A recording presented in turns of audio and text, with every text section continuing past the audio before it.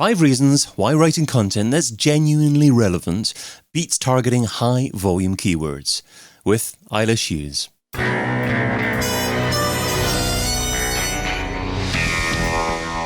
InSearch SEO podcast is brought to you by Rank Ranger, the all-in-one SEO platform that helps scale your business through data and analytics. Hey, it's David. How important is it to target keywords with a high search volume? Today I'm chatting with a lady who has an ability to headstand in yoga, who believes that writing content that is genuinely relevant will often beat targeting high-volume keywords. She's talked at Brighton SEO on the topic of planning content strategies where there's no search volume, and she's currently an SEO account director at Tug.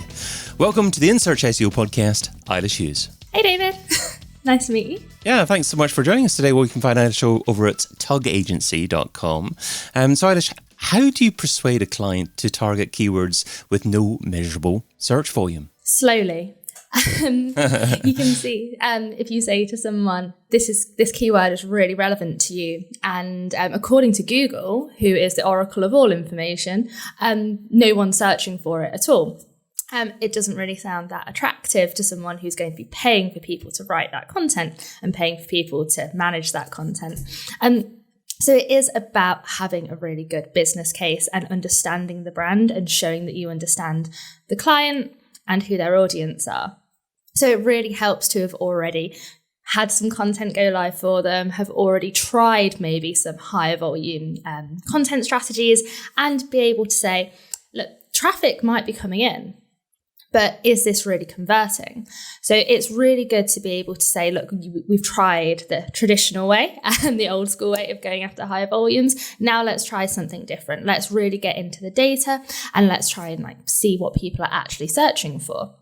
And I think it's always really useful. And I think clients find it quite interesting when I show them the difference between the impressions that you see on Google Search Console versus what the search volumes that Google gives you are. Because there might be a keyword that is really, really niche. That Google is just thinking, I can't be bothered to register search volume for this because it's not that important.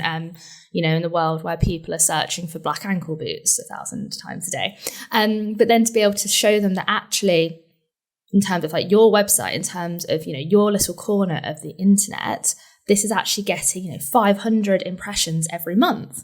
And when you're maybe making 2 conversions a month, but those 2 conversions are worth 50 grand each, that's where you start to see where the money is. Yeah, I love what you're doing here because, I thought years ago when Google started withdrawing keyword data from Google Analytics, that it was obviously withholding certain information. It was, I thought, trying to perhaps even encouraging people to use paid search as opposed to SEO because there wasn't all the data available to SEOs.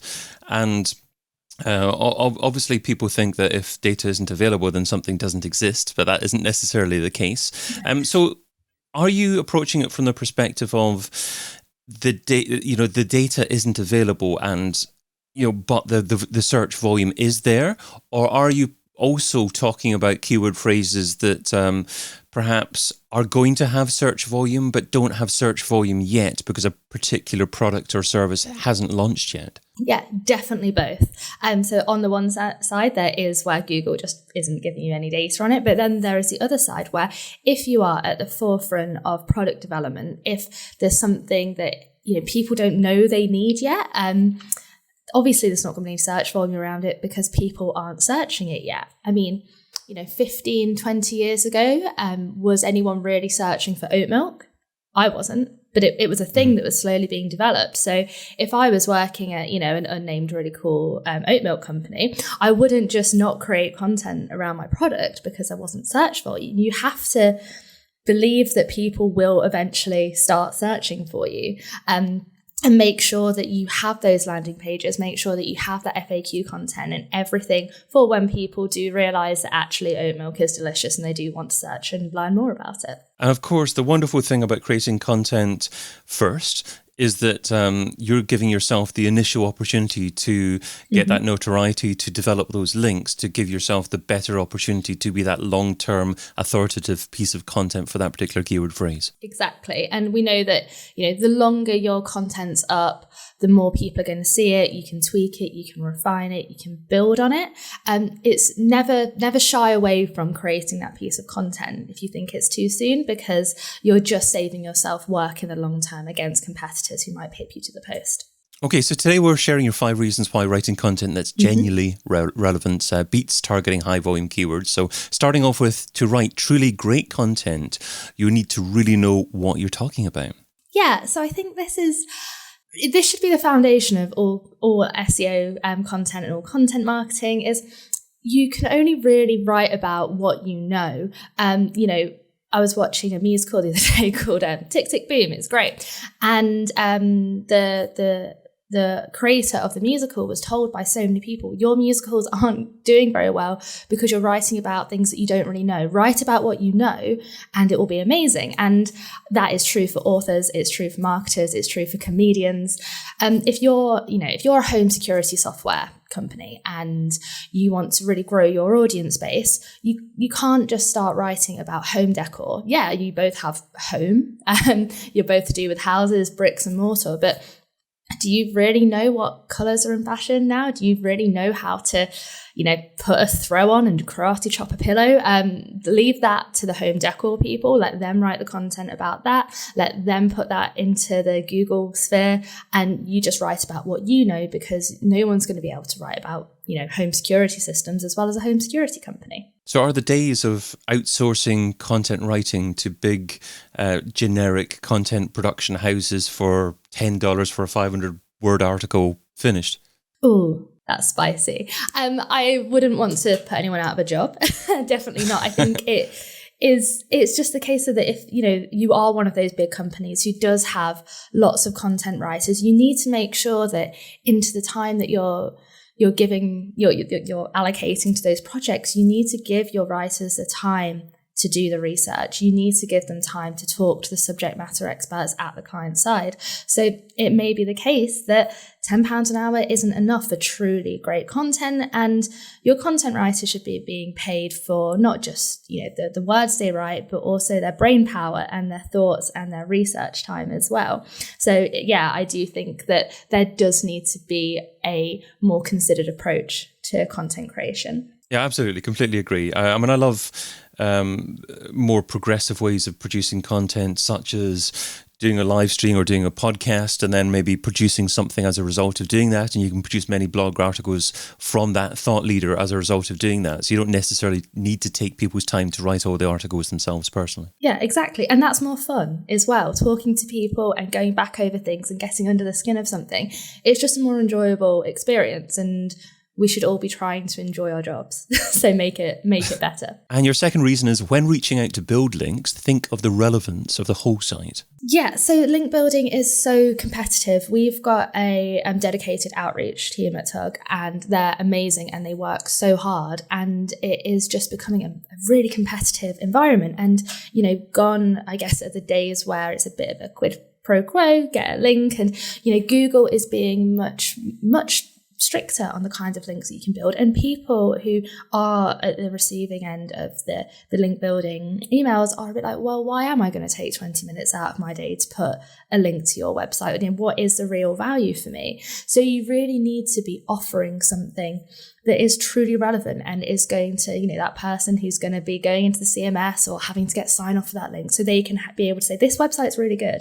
People from our website who go to this website potentially are going to have a positive experience, and they're not going to be annoyed that they've been sent off. They are on a travel website and they've clicked onto a link that is about all the best restaurants in Italy, but then they see that this website they've clicked on isn't to do with Italy. It's not really to do with restaurants. It's to do with plants. And they might think, well, what do these plant people know about restaurants in Italy. So you need to just always be thinking at the end of the day that everything we do, as much as it's about algorithms and bots and ranks, and it's all about humans, and it's humans who are emailing each other and talking to each other, and it's humans who are experiencing the web. Yeah, so it's a great point there. If someone is proud of, if a blogger is proud of the content that they're creating, why would they want to link to you if you're completely irrelevant for their target audience? So you've got to be thinking about that kind of stuff as well. I remember starting off with link building way back in about 2004 or so, and back then I used to build link directories of any generic random products on my own website as a simple way to swap links.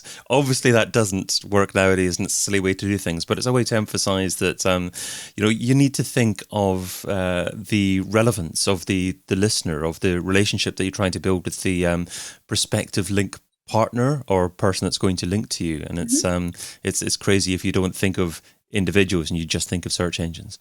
Exactly. And thirdly, internal links are key. Yeah, so I kind of wish I'd put this one first or last, because to me it is one of the most important things you can do to improve the ranks of your site, to give people a positive experience, to pass that juicy link juice through the site, because they build your content pillars, they build your silos, they tell people, this is the most important page on my website about this topic, but all of these things are all related to it, and you can go around the houses and click and read everything, but then you can also diverge and digress and find interlinked topics as well. And so that's so important. And if you think of internal links like that, it really makes you think about where your proposed piece of content is going to sit.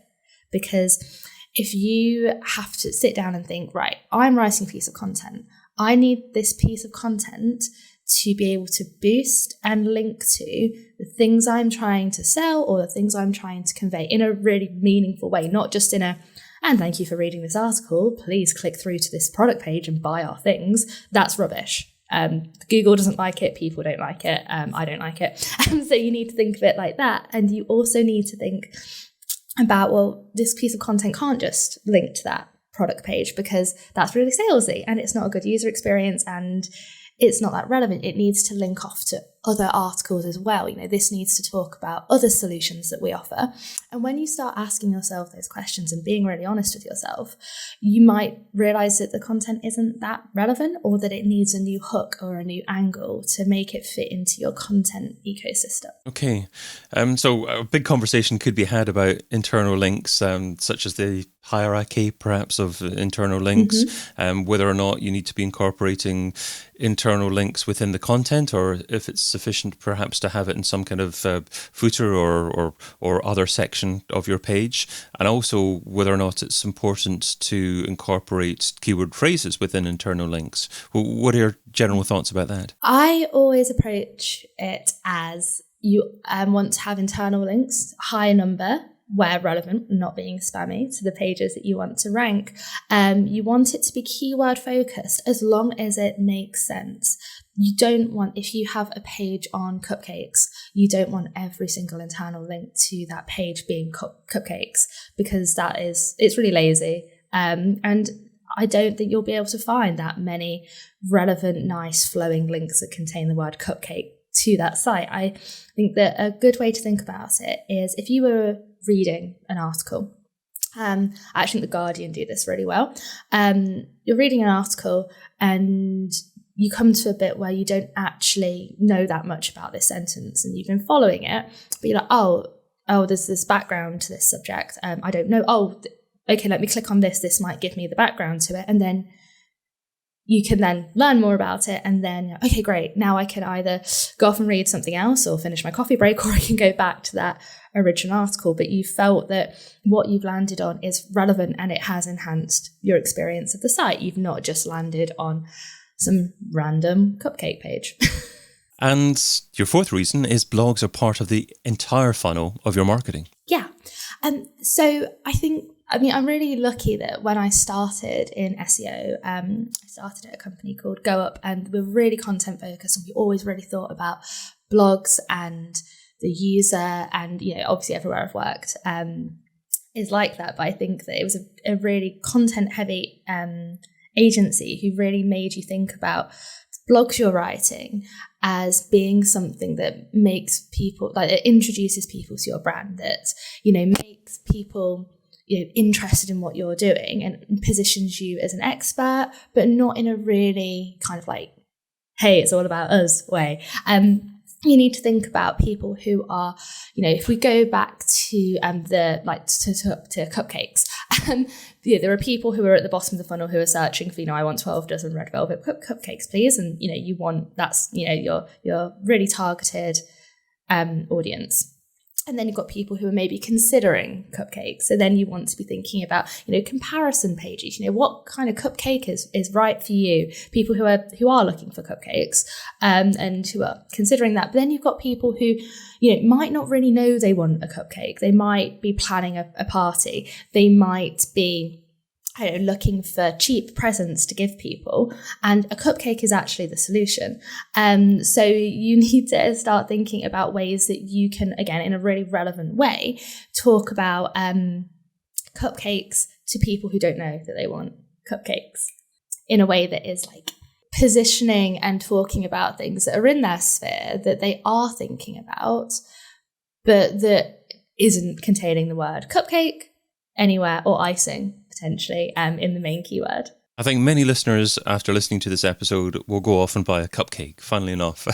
I don't know if you're trying to put that idea into their heads or not. So your final reason was, if you're really struggling to find topics to write about, you're probably not being strategic enough. Yeah, and I think that this is a difficult conversation to have with yourself, to maybe have with your team, to have with whoever you're working with. If you're, you've got your content writers there, if you've got your content managers there, and you're all sitting there going, but that content's not really relevant.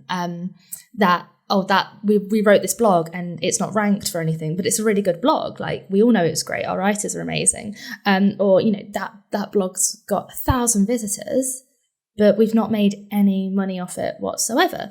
You then need to think, okay, well, we're not writing the right kind of content.